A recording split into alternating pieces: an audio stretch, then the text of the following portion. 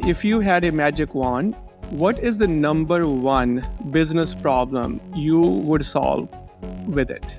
If I had that magic wand, the first thing that I would look at is getting everyone in the MSP and the MSSP industry to understand how to grow organically. So we've really doubled down on process and procedure so we can change people in and out and they can follow that playbook, and then just heavy education. So it's a good balancing act that we have there. We're going to continue to grow. We're going to continue to hire, look at different ways to grow the business. Ours is going to be around talent and retention. So it's getting harder to find good talent and a lot more expensive. Welcome to this special episode of Sunny Silver Linings, highlighting current MSP channel insights. Our three guests today are all very well known in the MSP channel. Joining Sunny today, we have James Hwang, CEO, OnePath; Gregory Zolkos, President and CEO, Atlas Professional Services; and Joshua Skeens, CEO, Logically. And remember, if you enjoy content like this, be sure to subscribe, like, and share. Now, here's your host, the founder and CEO of IT by Design, Mr. Sunny Kaila. Over to you, Sunny. Hello, everyone. Welcome to the show. Good morning. Hey, good morning. Good morning. So thank you so much for joining today, James and Joshua and Greg. I truly appreciate you joining me today to share your entrepreneurial experience with the channel and business leaders outside of the channel as well. I'm very excited about this panel. We have been waiting for this panel to come together, and it's really awesome that I'm seeing you guys on this call today.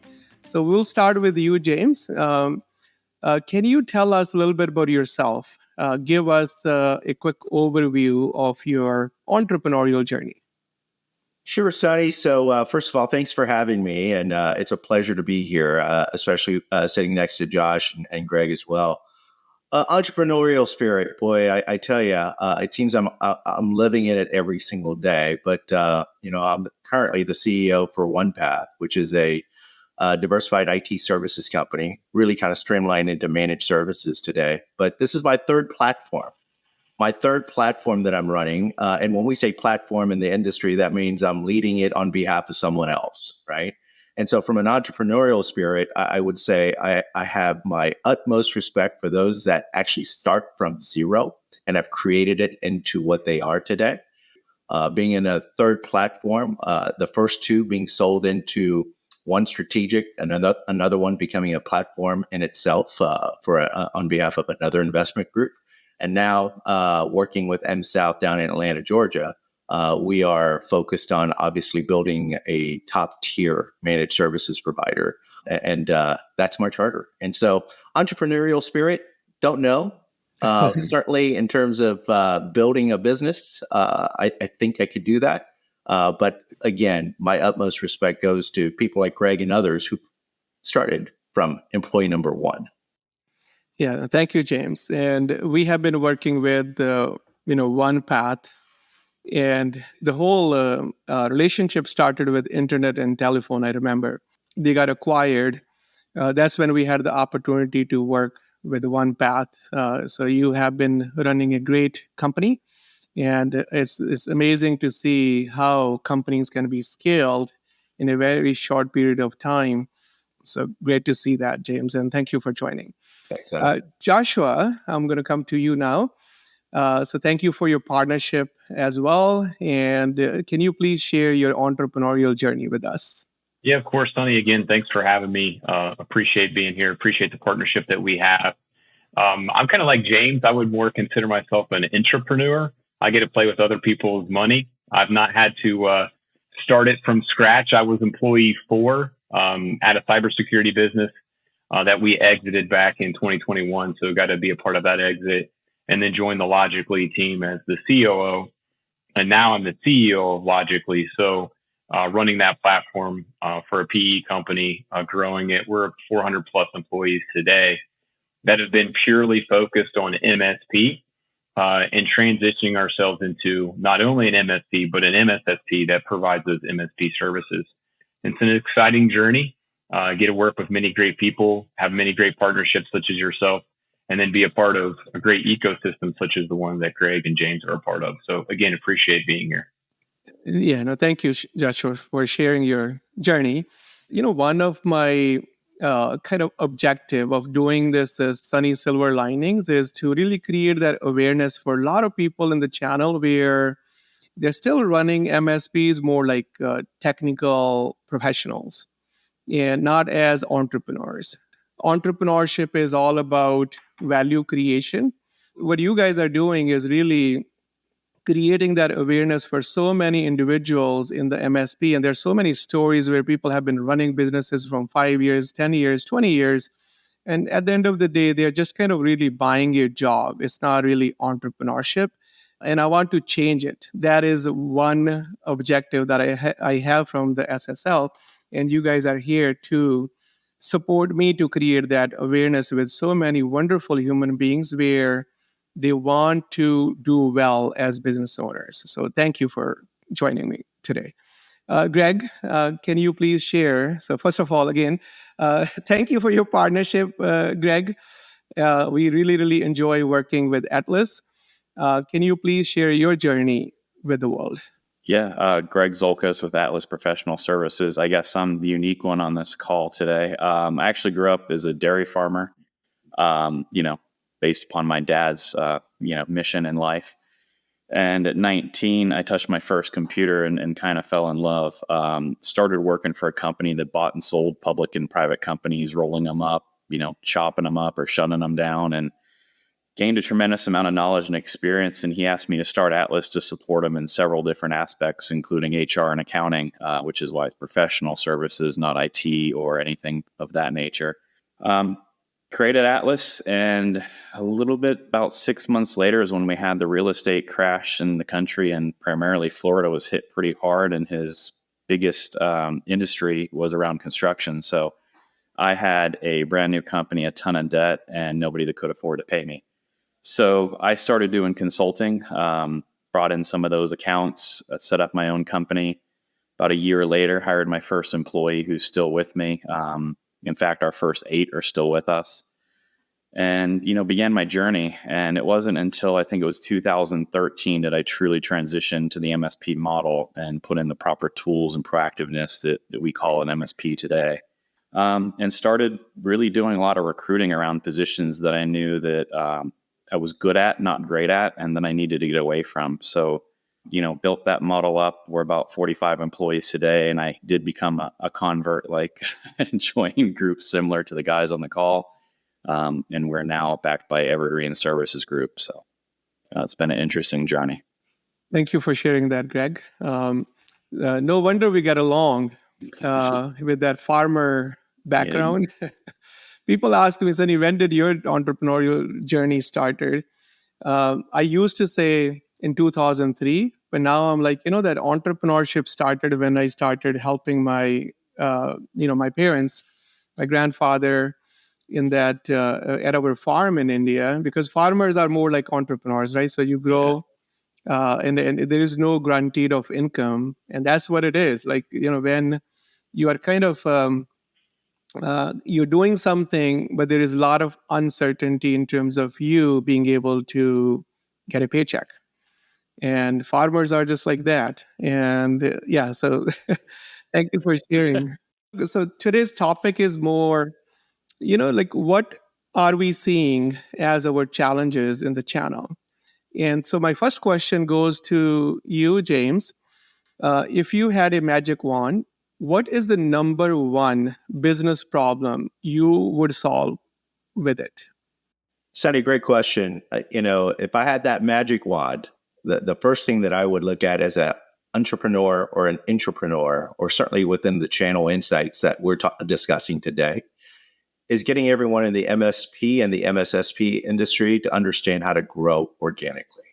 We talk about how we grow inorganically through strategic acquisitions. In my case, even through divestitures. We were a 1,200 person company when I took over this business. Today, we sit at 300 people.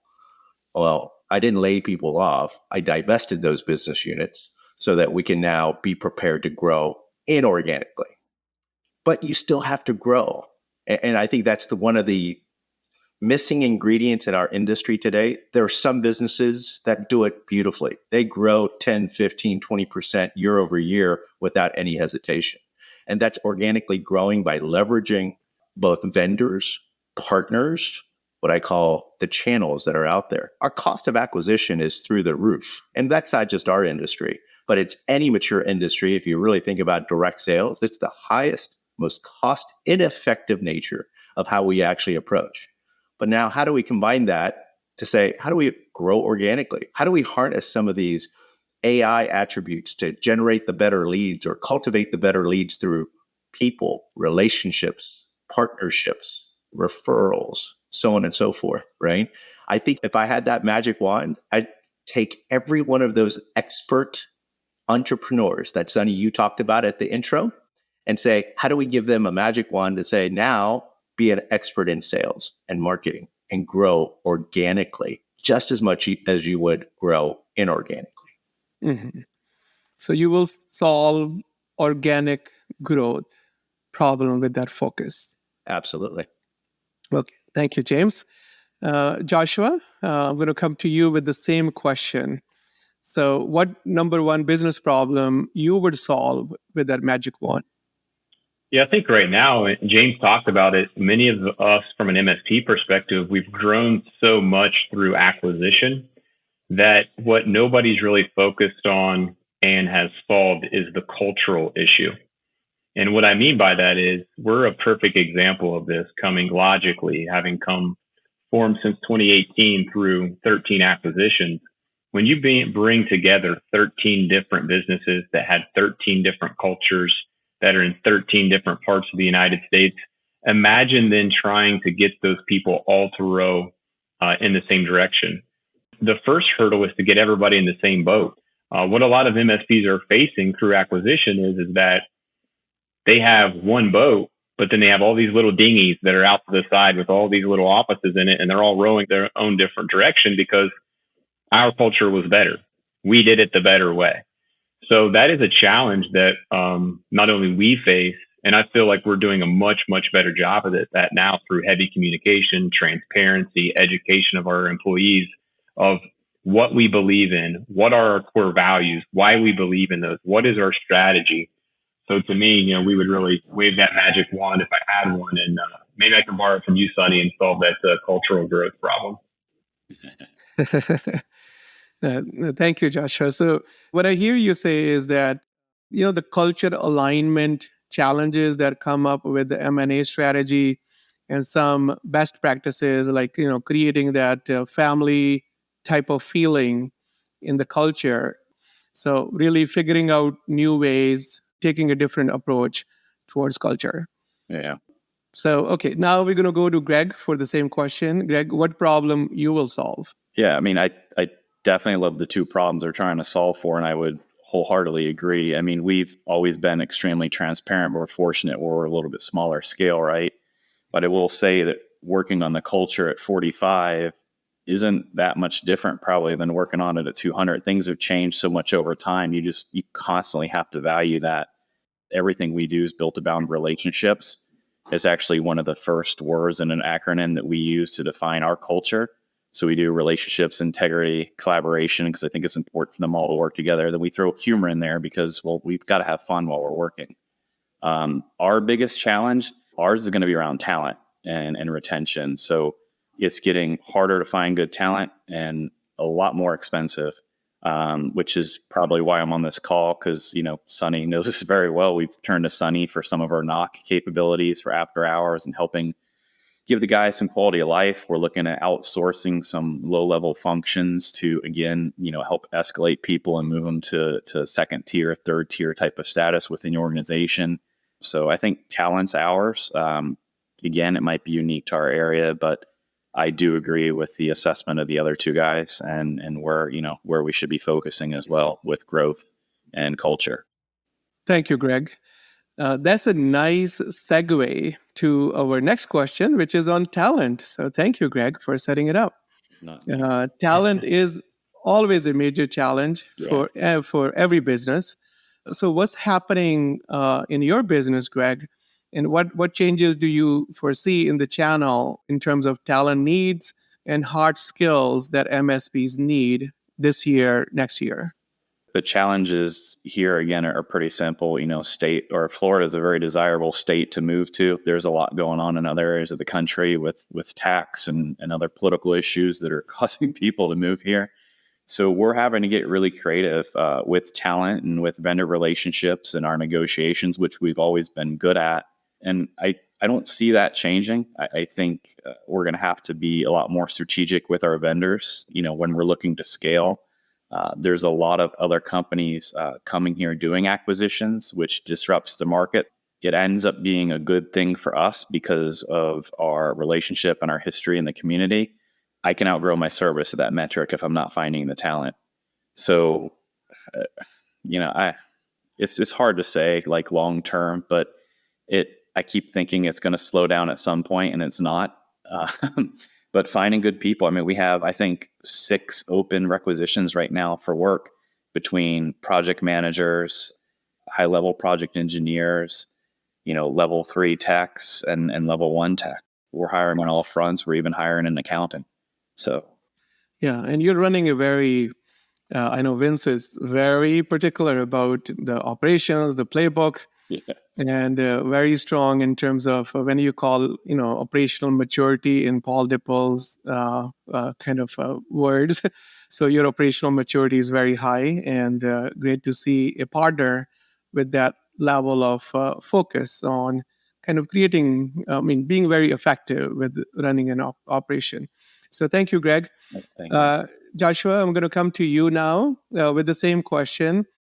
Yeah, so I would echo, quite a bit of what Greg said. It's a battle for talent right now, right? We're growing, and I think that we probably have 6 to 8 recs that are open that we're looking to hire.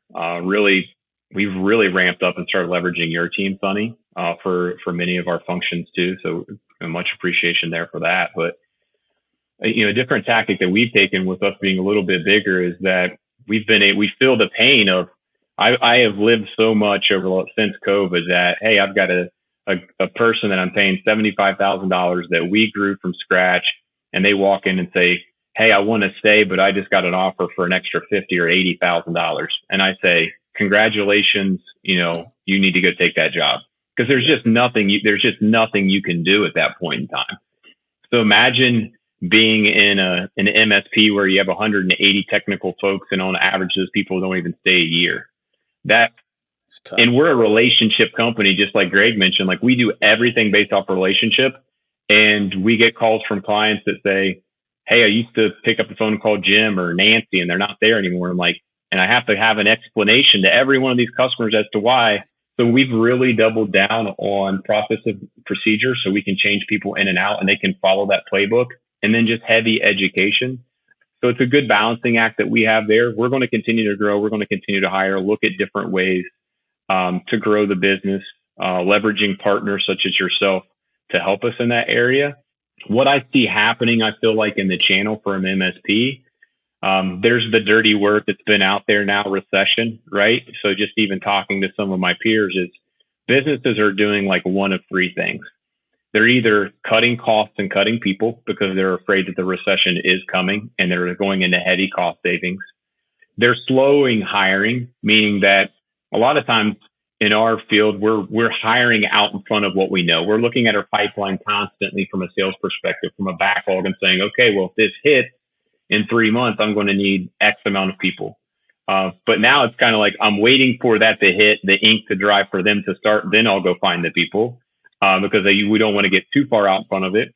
Or the third one is we're reaching out to people such as yourself, Sunny, and saying, how can we outsource some of this work and protect ourselves a little bit and save costs, kind of the best of both worlds. So that's what I really see going on out there in the overall broader market right now. Thank you so much for that perspective, Joshua.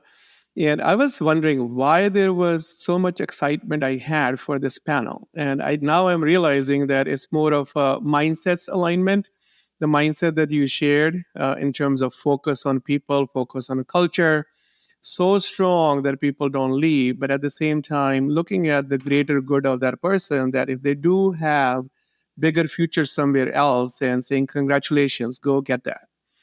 And that was awesome. So thank you, Joshua. And James, same question to you. What's your overall perspective on talent in the market, your workforce plan for this year? Are you hiring more? Are you hiring less? What are the trends in terms of hard skills? And what is happening in the talent market in your world? Yeah, so thanks, Sunny. I echo Greg and Josh's sentiments. I would say from OnePath's perspective and looking at it at a macro and a micro level, business is growing for us, which is great. As an industry, as an economy overall, it may not be the most positive news that's coming down to the MSP and MSSP ranks. And this is why I think many investors love coming into this space. Why? Because we're kind of recession proof. And I hate to use that word recession proof at all times, but we are growing. But I think in terms of talent, as we seek more talent, I kind of take a little different perspective. I think COVID, if there's a silver lining, not to be use your title as a pun, Sunny, there's a silver lining in COVID. I think it's our mentality of how work is now performed. I think the customers and the relationships today, if there's ever been a great time to talk about how do we perform work virtually versus maybe traditionally being on site, this is the time and opportunity to recoach, redocument, and maybe reorient clients to accept those types of acceptable level of services. Maybe this is the best time, partly because it's the hardest time to bring in people locally into those respective markets. It's hard to find a diamond in the rough or a needle in a haystack, whichever analogy that we want to utilize, right? Yes, we're training people up like Josh and Greg, as well as many others that are out there that focus on the culture, the training, and the lifting up. We can't compare.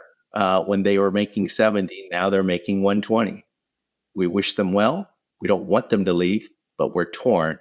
And for the right decisions of their core values, they must. And I think that in itself creates the opportunity to go maybe recruit in the right pastures, to be able to bring in the right level of employees with the right level of mentality, with the right level of cultural aspirations, to be able to say, you're going to be one of us and we're going to help you get there. I think we got a balance between that and the new models with the clients accepting virtualized assistance and virtualized help. What a great time to be able to do that. Yeah. Thank you, James, for sharing kind of your view on talent. So rethinking and reimagining your talent strategy is number one thing, because you have to think out of the box. What worked just even last year, forget about before COVID, it's just totally different, right? So COVID really created a new landscape when it comes to talent. But one thing that is a common theme, and I'm hearing three of you, is people focus, culture focus. And now my next question is based on one word that you use, that dirty word, which is recession proofing. So my general sense, James, when it comes to whatever talk is going on with recession, is MSPs historically are very recession resilient. So I'm going to go to, it's a nice segue with the recession to the next question, is when you are having those conversations, James, we're going to start with you. So when you are having these conversations with your clients, what are the top three topics that you are coming across when it comes to your managed services customers? Yeah, so Sunny, very, very good question.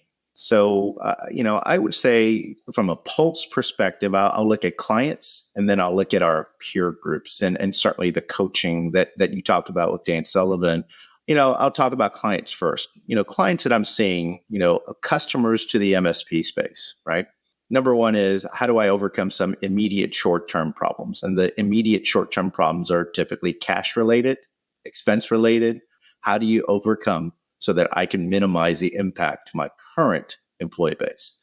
And I think what we see is a lot of short-term confusion, a lot of short-term concern. That is number one, right? Number two, they're in the same boat as we are in terms of talent. Many of them, even though we say recession, and yes, they're business is downsizing, but the conundrum is they still have a talent issue. Well, how is that possible? If you're downsizing your business, you're selecting the people that you want, but the people that they want there are not staying there. They're looking for other opportunities. And I think number 3, there's lacking a great idea generation machine. And what I mean by great idea generation machine is they're looking to us to say, what's happening in your business? What's something that you can impact us? What's something that we can offer? The common trend that I see is the more that we can actually generate ideas to say, I've never thought of that, but I'd certainly love to go try. I think that's the epitome of relationships that I want to be able to foster, not only with our clients, with our vendors, but also with peer groups. Thank you, James. And Josh, same question to you. What are the 3 hot topics that come up in almost every conversation you have with your clients? Yeah, so a lot of what James has said as well, but probably the number one thing that comes up for us is security, right? Cybersecurity, which to me warms my heart because that's a long history of my background, right? And it felt like we finally got a seat at the table. So we're having a lot of those strategic conversations with our clients to sit down with them and say, well, where are you at today? Where are you going? Where are you trying to get to? And having a budget planning session with them and saying, this is what you can do year 1, year 2, year 3. This is what it's going to cost.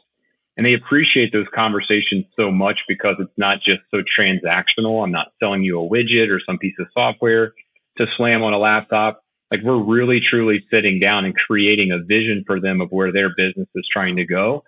But sometimes it's just educational awareness that we need to bring forward to them. And that's being a thought leader to them. That's bringing to bear all the resources that we have to help them as a business and grow. The second one really is value.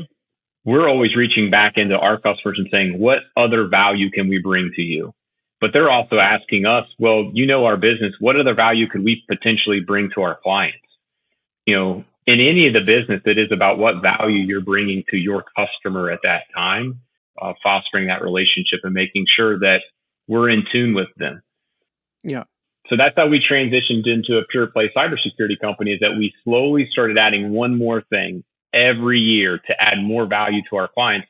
And every year they would buy it because we were adding more value to them. Thank you, Joshua. So on a lighter note, Joshua, I do see that you want 4 of us to come together in person for the next podcast.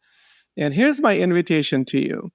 So to James, Josh, you, and Greg, the next Build It is happening in Florida, and we are going to NASA, the Kennedy Space Center, for a day. So let's do our next conversation there, where things go from closet to beyond cloud, because cloud is done with MSPs. It's like, what's next? So we'll have a podcast on AI impact, where now that's next, that's beyond cloud. Or you can come to New York and we can go to the same place which I have access to, where Anderson Cooper goes live on New Year. So we can do our in-person podcast. There are a lot more ideas, or the Statue of Liberty that we rented last time for Build It. So I'm going to really, really work on this idea. I'm an entrepreneur, with every single word, a new thing will come up. So don't ask me how, just say wow for now with this new idea, and we will make it happen in person. So I know we're running out of time. Greg, what are the top 3 conversations that you are having with your customers? And yeah, please go ahead. Yeah, I mean, again, I'm probably going to sound like I'm riding their coattails and possibly a little bit like a broken record, but again, talent's going to be the big one for me that I have mostly, and that's peers in different industries. So I'm a member of a CEO council in Tampa. It's 250 people, and they're all talking about the same thing: is where are you finding talent? How can we drive down the cost for that, because it keeps accelerating in our market? What are you doing about the work from home, because that goes into play with who they're hiring, where they're hiring. So I try to have conversations with them about, do you have metrics and KPIs in place to track what they're doing, what they're accomplishing? You should have some reasonable metrics for them that are obtainable and ways to keep track of that. Joshua touched on the second one of mine, which is security. Every business owner is always talking about security. I think we're number 4 in the country for phishing compromise. So it's like we're on all the lists because everybody's moving here, and try not to break the bank doing that. So a lot of education, again, as Joshua said, trying to add value that way, make sure they understand, the measures we're taking, how we're looking at things, and that, we understand their industry and some of the complexities and compliance that go into that.